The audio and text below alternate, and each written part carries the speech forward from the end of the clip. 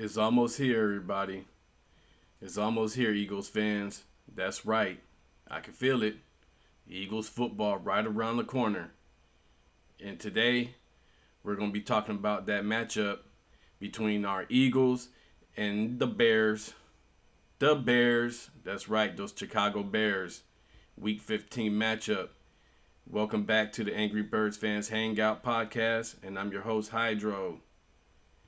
This matchup is another important game for the Eagles, trying to keep that number one seed in the NFL and the NFC East, so that way we can keep that home field advantage throughout the playoffs and into the NFC championships. So let's get into it. The Bears. The Bears. That's right. They're 3-10. I can't sit here and say they're a good team, and I'm not going to sit here and say they're a bad team. I'm not going to knock any team because of their record. There's only one team that I will kind of, bash on, and you could probably figure out who that is, but that's not going to happen today.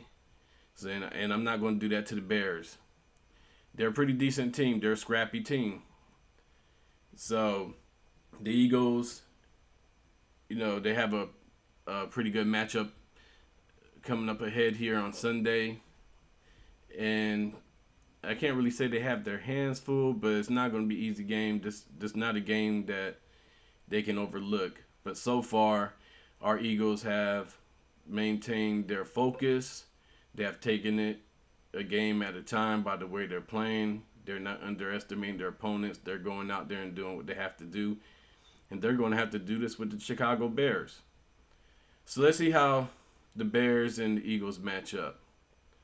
So, the last game, the Bears played the Green Bay Packers. Last week they had a bye, so they're coming into this game off of a bye. So they're going to be probably a little bit more rested than the Eagles are. So, Justin Fields, I would say, is their biggest threat on this team. And that's mainly because of his rushing abilities. He's more of a runner than he is a passer. But even in the last game against the Green Bay Packers, he was pretty good in the passing game. He was 20 for 25 for 254 yards, but he threw 2 interceptions. So I think that's probably the biggest light on him is that if you get him into a situation where he has to pass the ball, he's going to make mistakes. And our defense loves putting teams in situations where they don't want to be in. We force them to play our game. And when that happens, the other team tends to make mistakes and they don't perform at their best. So we did that last week against the Giants. We did it against the Titans. And we really did do it against the Green Bay Packers. We kind of took most of those teams out of their game. So he also had 71 yards rushing. And on the year, he's almost at 1,000 yards rushing. That is crazy for a quarterback. He has 905 yards so far. So one of the biggest keys for our defense is to do the same thing we did to Daniel Jones. So it's kind of good we played the Giants last week because Daniel Jones has been running the ball more this season, and that's what's been helping the Giants out and winning their games. And we kind of shut Daniel Jones down, and that was applying pressure, keeping him in the pocket, not allowing him to leave the pocket and use his legs. I mean, he had a couple of runs here and there, but you're not going to beat the Eagles by just rushing the ball. I mean, if you're using rushing the ball to keep the offense off the field, then maybe you will. You might have a chance at keeping the game close, but really your defense is going to have to stop the Eagles' offense when they're on the field because our offense is when they get on the field, they're probably going to score, especially against the Bears' defense. They're not that great, but we'll get into a little bit of a deeper look into how their defense stacks up against our offense and how our defense stacks up against their offense. And they don't really have, I mean, elite wide receivers. Their best wide receiver is St. Brown, who is the brother to the St. Brown that plays in Detroit. And they also have Chase Claypool, who we saw earlier this season, playing um, against the Pittsburgh Steelers, and the Chicago Bears got him in the in-season trade. But I think he's hurt and he might not play in this game. But if he does, he's probably going to be limited due to injuries. So I don't see their passing game, you know, doing anything against our elite passing defense. But that's one thing our defense is going to have to do is they're going to have to force the Chicago Bears into passing the ball. We're going to have to take their run game away from them. So we're going to stop them on first and second down if they run, and keep them at a third and long, and force Justin Fields to have to pass the ball, keep them inside that pocket, because he will use his legs just like Jalen Hurts to get that first down. So let's see how we'll go with our defense against their offense. So our defense, as of right now, is pretty much a top 5 defense in the NFL. Against the run, we're probably mid. We're probably ranked around like 10 in stopping the run. Opponents, they rush about 25 times against us, and they average about 118 yards, which is pretty. I mean, is in it this year in the NFL, that's probably average, because a lot of teams are averaging 4 yards or a rush against every team in the NFL. So for some reason, the running game this year has been hitting its mark versus passing. So, but we don't allow a lot of rushing touchdowns. So we actually allow less than one rushing touchdown per game, which is pretty. It's really good. So when it comes to our passing defense, we are literally number one, number two in that area. So we do allow a lot of passing percentages. Our completion percentages are pretty high. We average, we allow about almost 60% completions, which is not great. But a lot of teams, they don't pass a lot against us. So if they do get completions here and there, it's like maybe like a 5 yard. It's not those big plays of over 20 yards against our defense. So I think that that can be a little misleading. And then opponents average about 5 yards against us. Like I said, most of these passing plays are underneath passes because they can't go deep on our defense because of our we have Bradbury, we got Slay, we used to have GJ back there before he got injured. We got Epps, Avonte Maddox. So like our passing defense does not allow those big yard plays in the passing game. And then for per game, we allow about 178 yards per game, which is really that's really low. Like most teams, most quarterbacks, they throw for like 200. If they're having a really good game, they throw for about 250 to 350, yards per game. And if we're only allowing 178 yards, that means we are shutting these quarterbacks down, and we're forcing them to, escape the pocket, run with the ball because of pressure.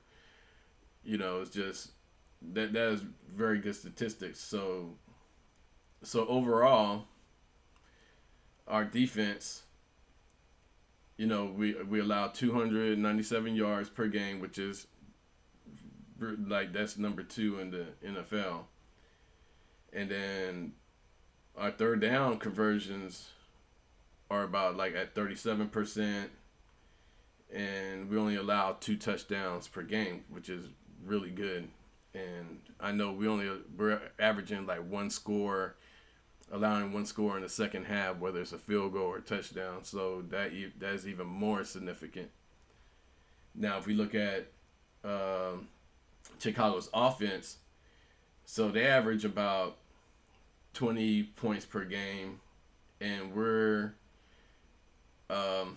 allowing only 19 points per game. So pretty much like they're probably not going to score more than 20 points on us because that's their average. As a matter of fact, in the last couple of games, they've been out. They lost by 10 points, and they've only been averaging about less than 20 yards per game in their last 3 games. And then they get about 300 yards, 330 yards per game. So I can kind of see us holding them below that average because we're allowing less than 300. So our defense is really, stacks up very well against this offense. So if this offense is not producing by far more than what our defense is allowing, I see our defense preventing them from, getting these stats in this game. So they're not going to score more than 20. They're not going to get more than 300 yards. They're not going to get more than 150 to 160 yards passing. So they're definitely going to have to turn to the run game. And that is where this offense is dangerous. So if we look at their offense, rushing, they're number 1 across the board. So they have the most rushing plays. They average the highest yards per rush, which is 5.4.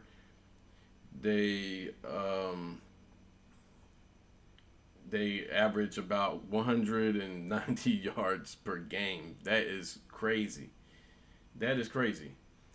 Our offense, our rushing game, and we rushed for almost 400 yards, and we rushed for over 250 yards against the Giants, and we only average about 162 yards per game. So that's crazy.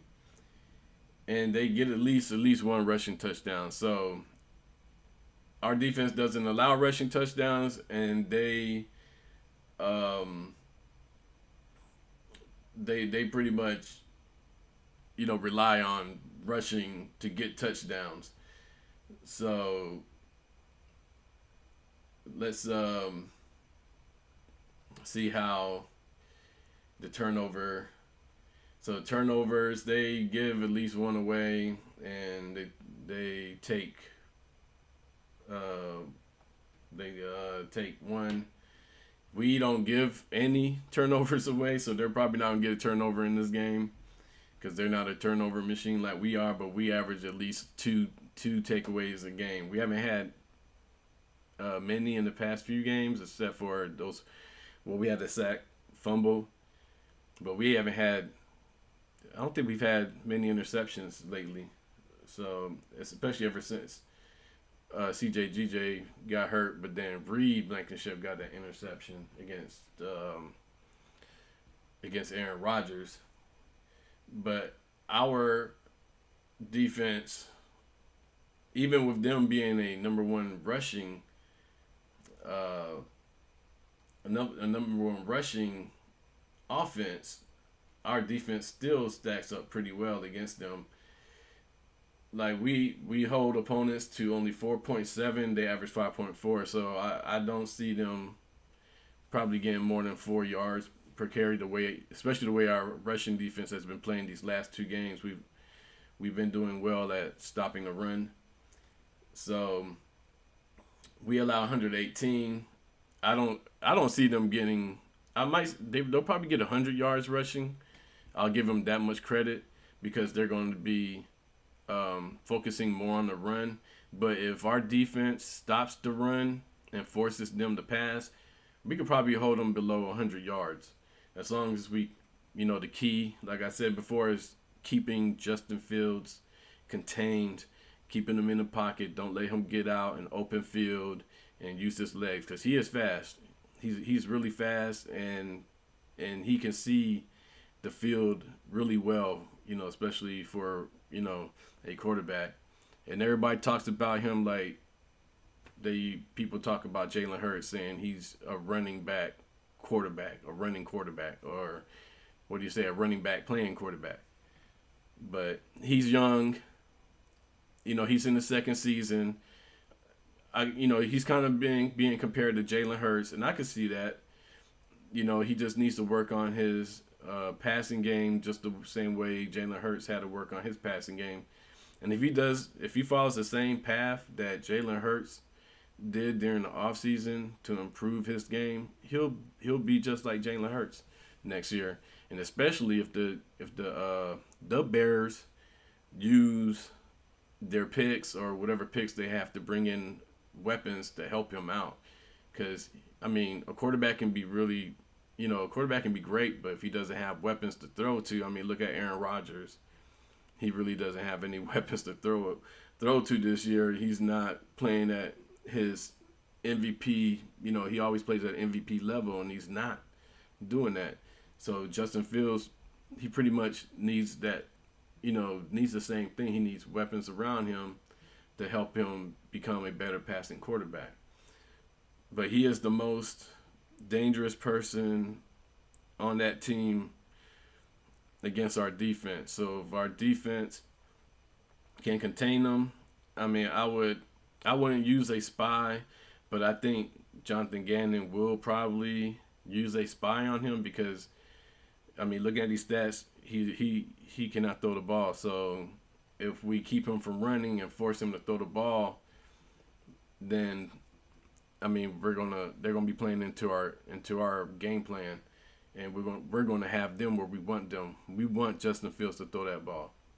So, and if we can keep them from hurting us throwing the ball, which looking at the past games and looking at current stats, I don't see them. Even the eye test, I don't see him killing our defense in the passing game. The only thing I would say that would hurt our defense right now is the loss of CJ GJ and Reed Blankenship. So, we're either going to have Kayvon Wallace out there playing that safety, or we're going to have Anthony Harris.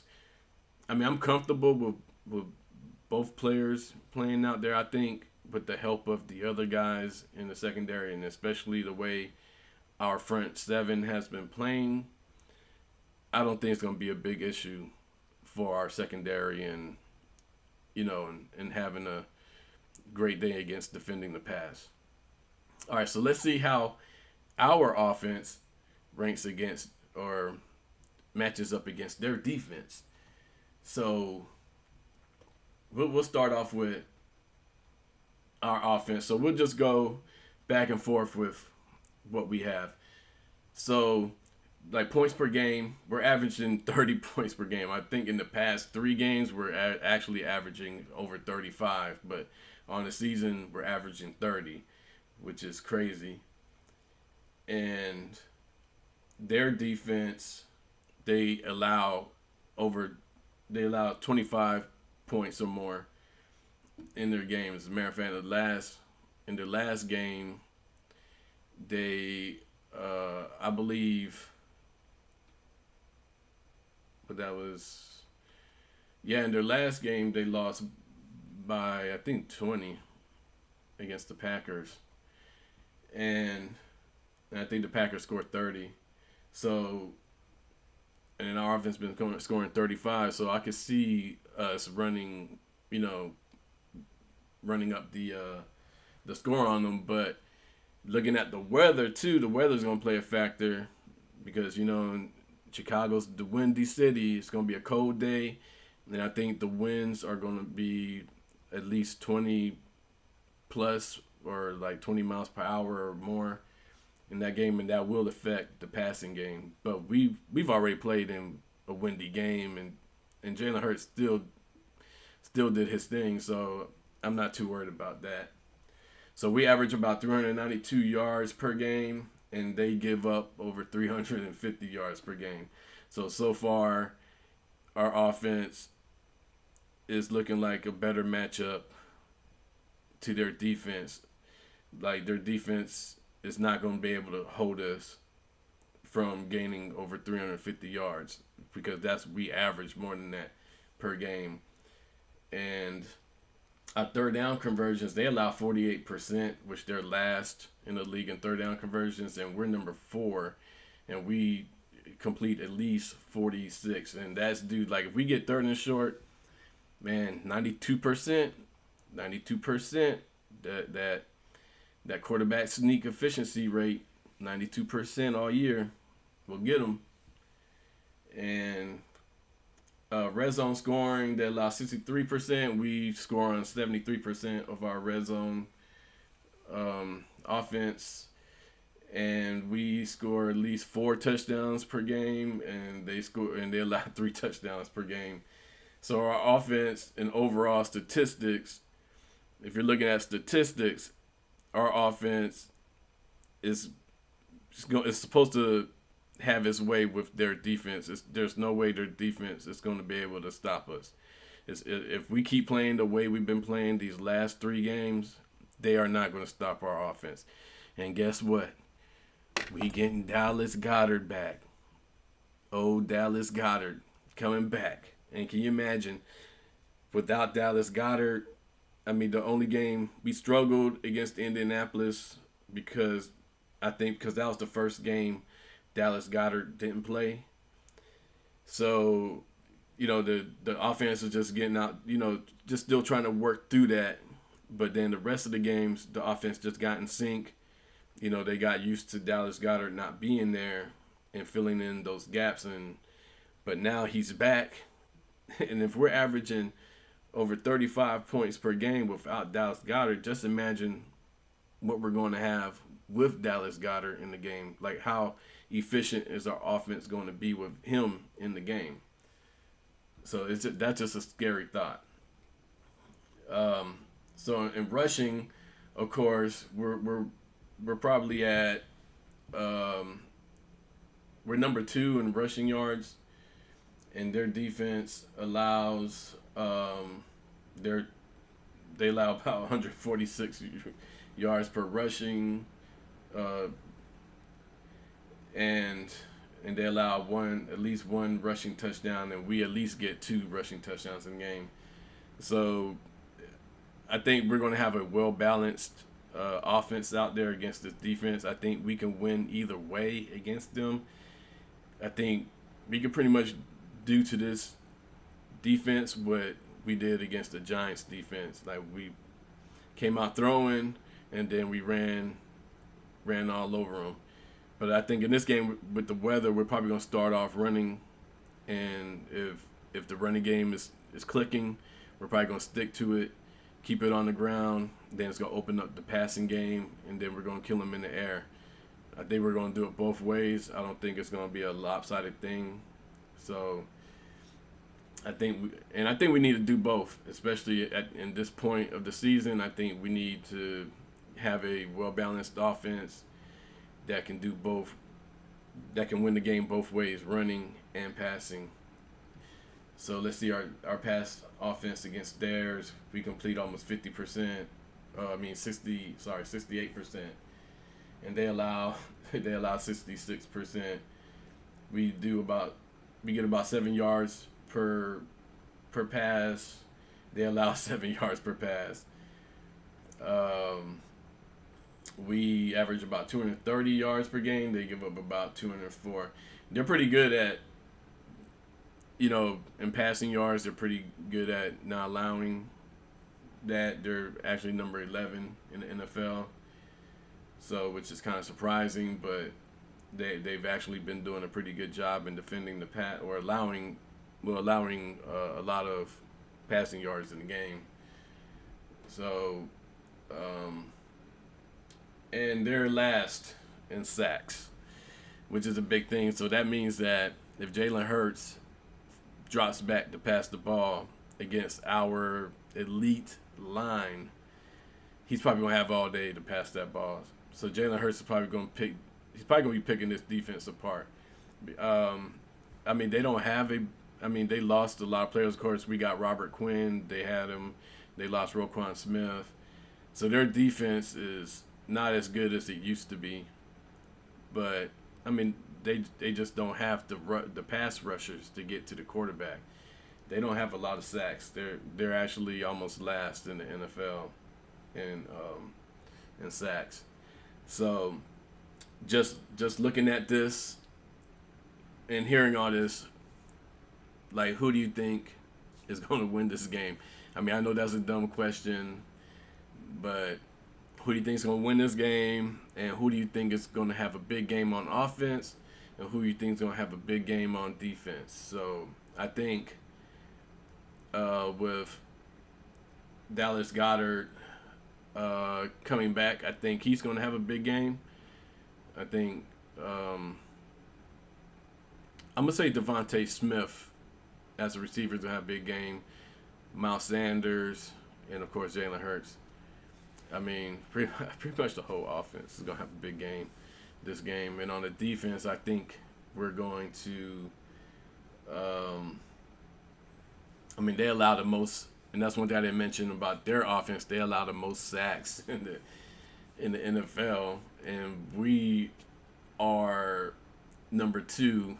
Well, I think actually we're number 1 now in leading in sacks, but as far as the sack percentage, we're number 2. We get to the quarterback, at a higher percentage rate than almost every team in the NFL. So this is not going to be a good day for Justin Fields out there, man. I think he's definitely going to have to use his legs, and as long as we can contain him, just like we did Daniel Jones, I think I think the defense is going to feast again, and this is going to cause or create a lot of turnovers if they're putting a lot of pressure on Justin Fields, especially if he has to pass the ball. He's probably going to be in the pocket, get flustered, and throw a pass.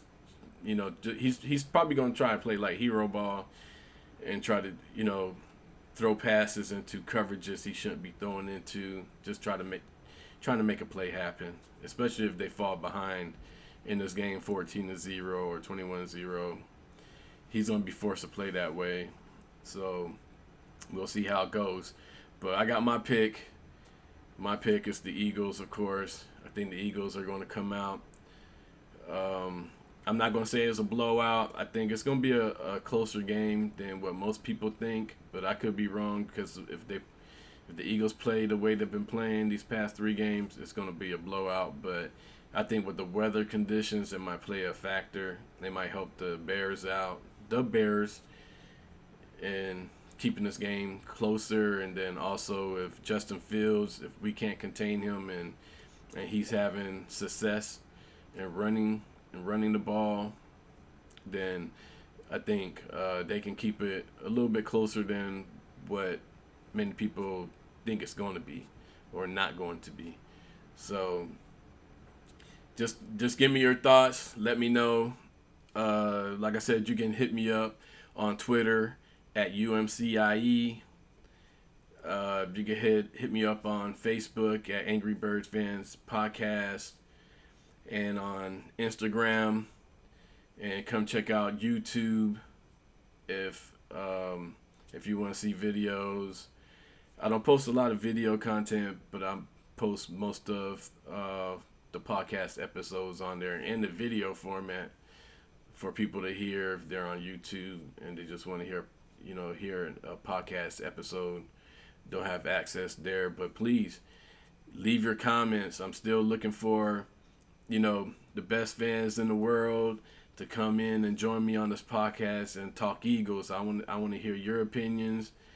I want to hear what you think about the team. I want to hear about your favorite players. I want to hear why you are an Eagles fan and why you are the best Eagles fans. Everybody thinks they're the best fan. I'm just a regular fan.